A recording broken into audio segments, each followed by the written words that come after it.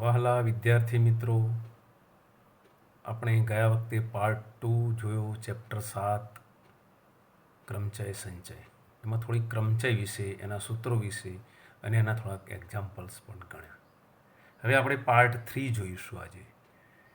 તેમાં જેટલીથી એક્ઝામ્પલ બાકી હતા તે આપણે જોઈએ. 7.3 ગણી રહ્યા છીએ આપણે. દાખલો આવો છે: 1 2 3 4 6 7 ઉપયોગ કરી 3 અંકોની કેટલી સંખ્યા બને?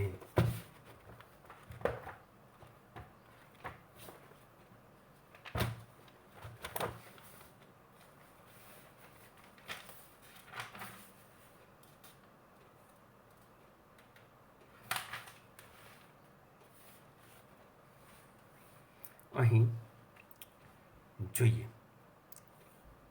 અંકોનું પુનરાવર્તન કરવાનું નથી અને યુગ્મ સંખ્યા લખવાનું ધ્યાન રાખજો. 1 2 3 4 6 7 5 નથી. અંકોનો ઉપયોગ કરીને 3 અંકોની કેટલી યુગ્મ સંખ્યાઓ બને? સંખ્યા યુગ્મ હોવી જોઈએ, અંકોનું પુનરાવર્તન કરવાનું નથી.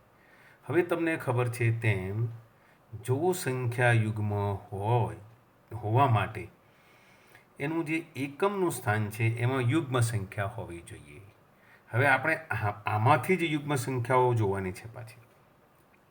તો આપણી પાસે અહીં 2 4 અને 6 એમ કુલ 2 4 6 3 પૈકી કોઈ એક સંખ્યા એકમના સ્થાનમાં ફરજિયાત લેવાની થાય.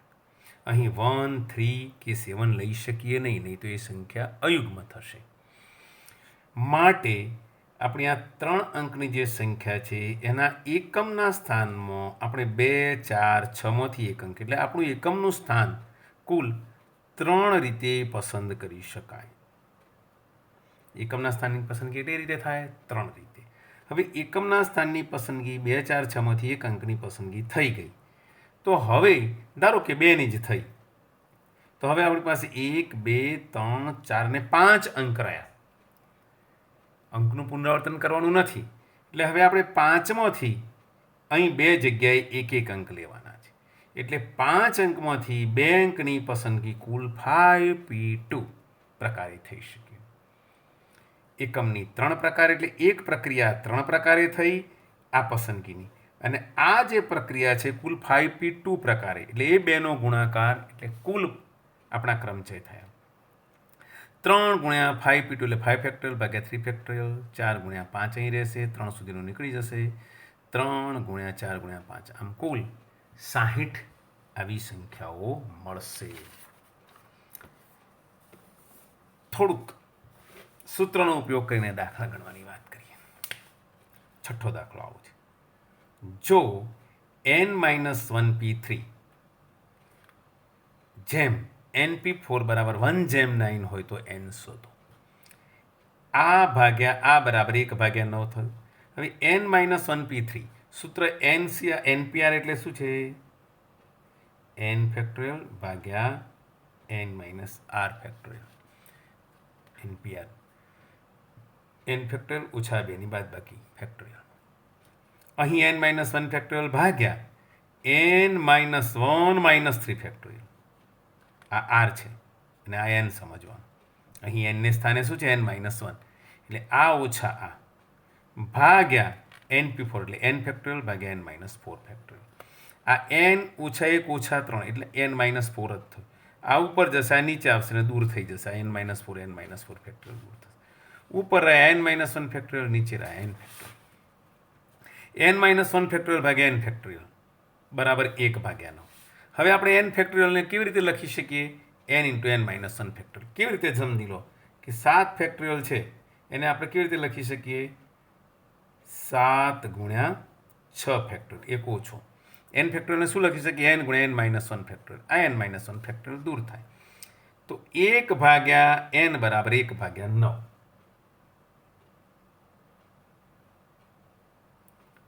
તો n બરાબર કેટલા થઈ ગયા? 9.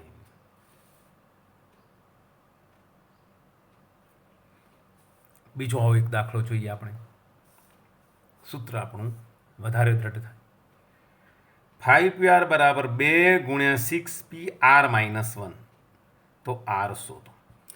5 PR એટલે સૂત્ર પ્રમાણે 5 ફેક્ટોરિયલ ભાગ્યા 5 માઇનસ આર ફેક્ટોરિયલ બરાબર 2 ગુણ્યા 6 PR માઇનસ 1 એટલે 6 factorial 6 minus r minus minus plus 1 અહીં યાદ રાખજો. અહીં હોવું કેવું જોઈએ ખરેખર 6 માઇનસ કૌંસમાં આર માઇનસ 1 ફેક્ટોરિયલ. મેં સીધું લખી દીધું 6 ઓછા આર વત્તા 1 એટલે 7 માઇનસ આર ફેક્ટોરિયલ થશે. 5 ફેક્ટોરિયલ અહીંથી માટે 5 ફેક્ટોરિયલ ભાગ્યા 5 માઇનસ આર ફેક્ટોરિયલ બરાબર 2 ગુણ્યા 6 ફેક્ટોરિયલ એટલે 6 ગુણ્યા 5 ફેક્ટોરિયલ. અહીં 7 માઇનસ આર ફેક્ટોરિયલ એટલે 7 માઇનસ આર ગુણ્યા 6 માઇનસ આર ગુણ્યા 5 માઇનસ આર ફેક્ટોરિયલ. ફરીથી આ છે 7 માઇનસ આર ફેક્ટોરિયલ. આ 7 માઇનસ આર ફેક્ટોરિયલને મેં આ રીતે લખ્યા 7 minus r 6 minus r into 5 minus r factorial. એટલા માટે કે મારે આ 5 માઇનસ આર ફેક્ટોરિયલ દૂર કરવા છે. દૂર થઈ પણ ગયા. અહીંથી 5 ફેક્ટોરિયલ પણ દૂર થઈ ગયા. રહ્યું કેવું? અહીં એક જ રહ્યું. આ બધું આખું નીકળી ગયું. 1 બરાબર 2 ગુણ્યા 6 એટલે 12 ભાગ્યા 7 ઓછા આર ગુણ્યા 6 ઓછા આર. હવે આપણે અહીંથી 7 ઓછા આર ગુણ્યા 6 ઓછા આર બરાબર 12 થયું. આનું સાદરૂપ આપીએ તો આર સ્ક્વેર માઇનસ 13 પ્લસ 30 બરાબર 0. એના બે અવયવો પાડીએ આર માઇનસ 10 આર માઇનસ 3 જે બધું તમે શીખી ગયા છો. તો બે કિંમત મળી આર બરાબર 10 અને આર બરાબર 3. હવે આપણે ધ્યાન રાખીશું NPR જ્યારે લખીએ છીએ ત્યારે આ આર છે એ એન કે એન જેવડો છે 0થી મોટો. સમજ્યા? આ જે આર છે એ એન કે એનથી નાનો હોય તો જ આ વ્યાખ્યાયિત છે. દાખલા તરીકે 5P7 આવું વ્યાખ્યાયિત નથી. કારણ 5 ફેક્ટોરિયલ 5 ઓછા 7 એટલે ઓછા 2 ફેક્ટોરિયલ ઓછા 2 ફેક્ટોરિયલ વ્યાખ્યાયિત નથી. એટલે યાદ રહે આપણો આર છે એન જેવડો કે એનથી નાનો હોવો જોઈએ. અહીં આ 5N લઈએ તો આર છે 5 કે 5થી નાનો જ હોવો જોઈએ. અહીં આર 10 મળ્યો તે શક્ય નથી. આમ આર બરાબર 3 જ શક્ય છે. આ બહુ જ ધ્યાન રાખવાની વાત છે. બીજું આવું પણ કરી શક્યા હોત. અહીં આ બે ક્રમિક સંખ્યાઓ જ છે 7 ઓછા આર 6 ઓછા આર. આ મોટી અને નાની બે ક્રમિક સંખ્યાઓ છે. તો 12ને પણ બે ક્રમિક સંખ્યાઓ વહેંચી દો 4 ગુણ્યા 3. મોટા બરાબર મોટી 7 ઓછા આર બરાબર 4 તો આર બરાબર 3. આમ પણ થઈ જાય બહુ સરળતાથી.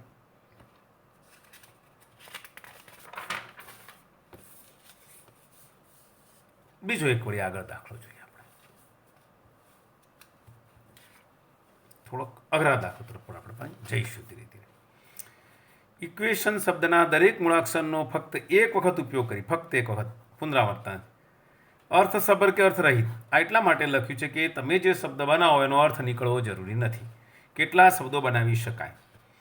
1 2 3 4 5 6 7 8. પહેલાં આમાં જોઈ લો. આમાં કુલ મૂળાક્ષર કેટલા છે? 8. કોઈ મૂળાક્ષરનું પુનરાવર્તન થાય છે EQUATION થતું નથી. એનો અર્થ એમ કે 8 8 ભિન્ન છે અને 8માંથી 8નો જ શબ્દ બનાવવાનો છે. એટલે એના કુલ ક્રમ છે 8 8 એટલે 8 ફેક્ટોરિયલ. આ ગણી લેવાનું જાતે. એવો જ બીજો દાખલો. મિસિસિપી શબ્દના કેટલા ભિન્ન ક્રમચયોમાં 4 I સાથે ન આવે? એના કુલ ભિન્ન ક્રમચયો કેટલા બને પહેલાં તો, અને એમાં પાછા 4 I સાથે ન આવવા જોઈએ. તો આપણે વધારાનું એક વસ્તુ આવી ગણી લેવી હોય તો ગણી લઈએ. કુલ ક્રમચય કેટલા બને એમાં માગ્યું નથી પણ મેળવી લઈએ. તો 1 2 3 4 5 6 7 8 9 10 11. કુલ 11 મૂળાક્ષર છે એટલે 11 ફેક્ટોરિયલ તો ખરું જ. મેં કહ્યું તેમ હવે સમ સ્વરૂપ આવે ને તો જેટલા સમ સ્વરૂપ હોય એટલા વડે ભાગી નાખવાનું, એટલા ફેક્ટોરિયલ વડે. જો એમ એક વખત છે, I 1 2 3 ને 4 વખત છે એટલે 4 ફેક્ટોરિયલ. S 1 2 અને 3 અને 4 એટલે S પણ 4 ફેક્ટોરિયલ વડે ભાગો. S આવી ગયો, I આવી ગયો, S આવી ગયો, આવી ગયો. P પણ 2 છે એટલે 2 ફેક્ટોરિયલ વડે ભાગો. આ ખાસ ધ્યાન રાખજો. કુલ ક્રમચય થયા. આના કુલ ક્રમચય આટલા થશે. હવે આમાં એવું કહ્યું છે કે 4 I સાથે ન આવે.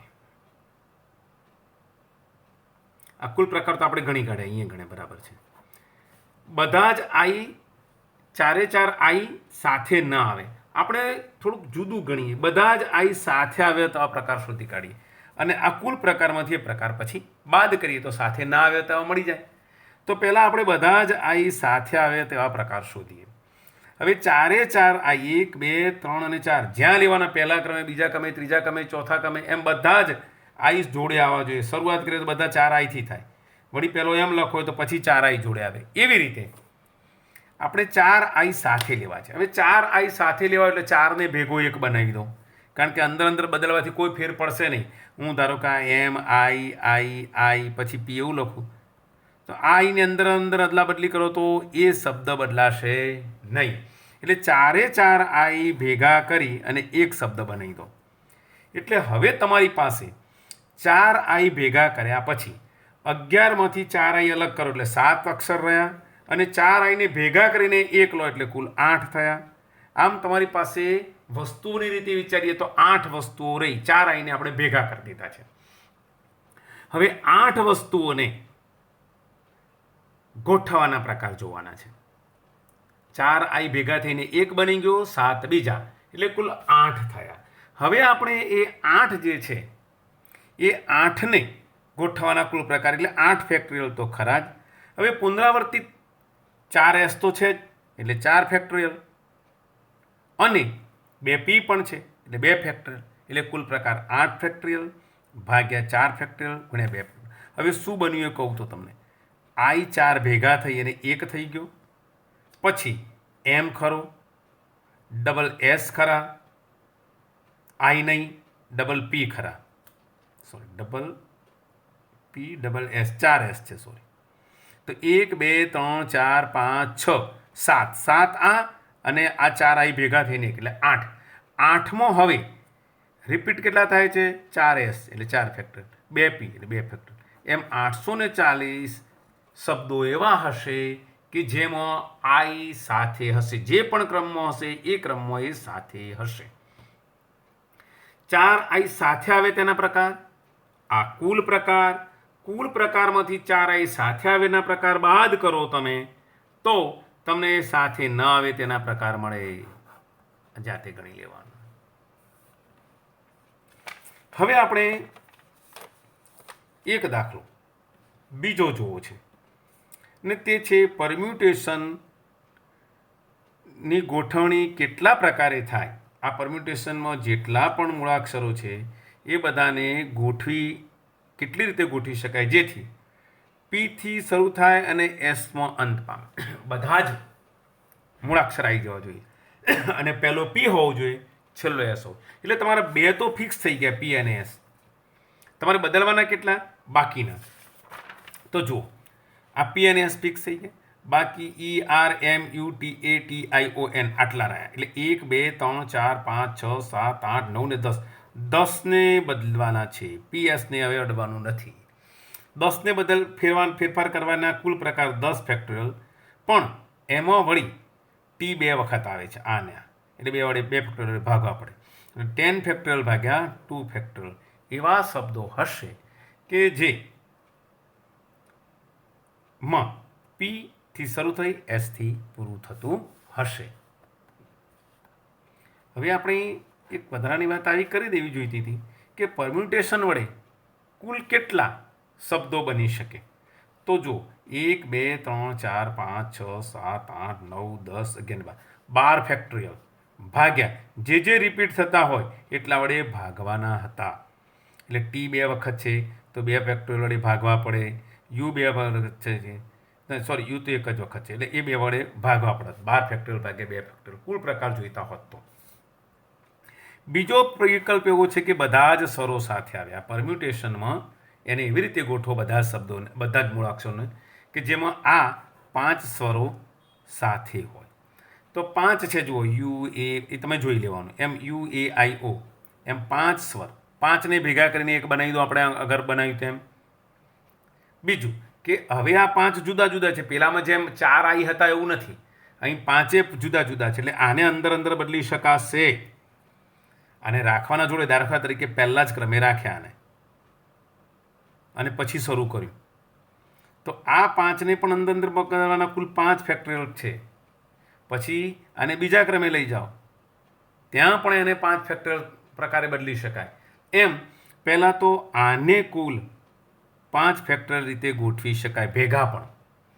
હવે આ 5 1 2 3 4 ને 5 ને બાદ કરતાં બીજા 7 રહ્યા. 7 ને 5 12 કુલ શબ્દો છે. તો હવે આ 5ને એક સાથે ગોઠવવાના કુલ પ્રકાર 5 ફેક્ટોરિયલ, બાકીના 7 વત્તા 5 ભેગા થઈને એટલે 8 8 ફેક્ટોરિયલ. એમાં ટી 2 વખત આવે છે એટલે એને 2 ફેક્ટોરિયલ ભાગો. આ જે આવે 24 19,200 આ એનો જવાબ છે. એ જાતે ગણી લેવાનો. એવો જ હવે એક છેલ્લો, થોડોક સમય વધારે થાય છે પણ જોઈ લઈએ. પી અને એસ વચ્ચે હંમેશા 4 મૂળાક્ષર હોય. આ થોડુંક વધારે અઘરો અને સમજ માગી લે તેવો દાખલો છે. મેં પહેલાં તો 12 મૂળાક્ષરનો એક શબ્દ બનાવ્યો. 1 2 3 4 5 6 7 8 9 10 11 12. આ 1થી શરૂ કરી અને આ 12 સુધીના અક્ષરો અહીં ગોઠવવાના છે. પણ હવે વાત એવી છે કે પી અને એસ, પી ધારો કે પહેલો લઈએ તો એસ ગોઠવવાનો થાય ત્યારે એની વચ્ચે 1 2 3 ને 4 એટલે એસનો કયો નંબર આવે? છઠ્ઠો. જો પી પહેલા સ્થાને હોય તો એસ ફરજિયાત છઠ્ઠા સ્થાને આવે. જો પી બીજા સ્થાને હોય તો એ 7મા સ્થાને 8મા સ્થાને આવે. ત્રીજા સ્થાને હોય તો 1 2 3 4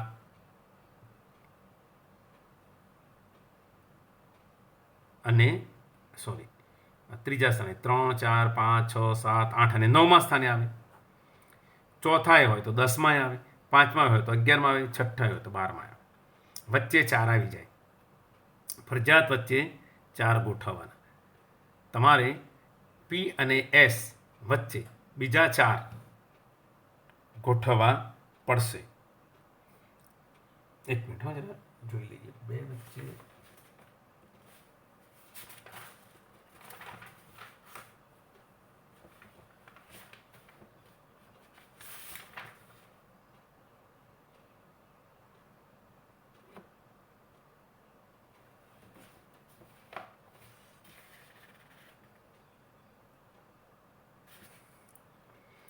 આપણે થોડીક ભૂલ થઈ છે લખવામાં, જોઈ લઈએ.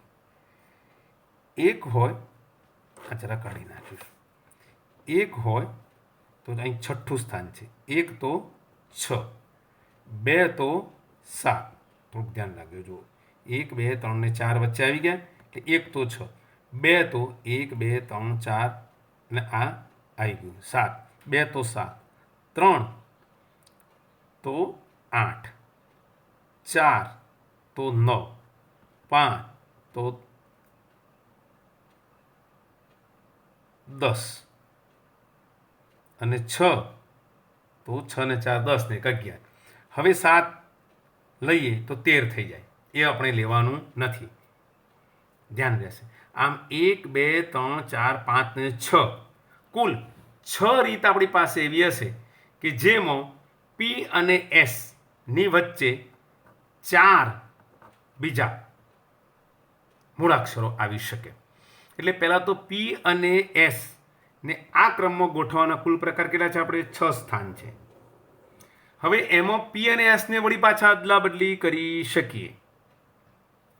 એટલે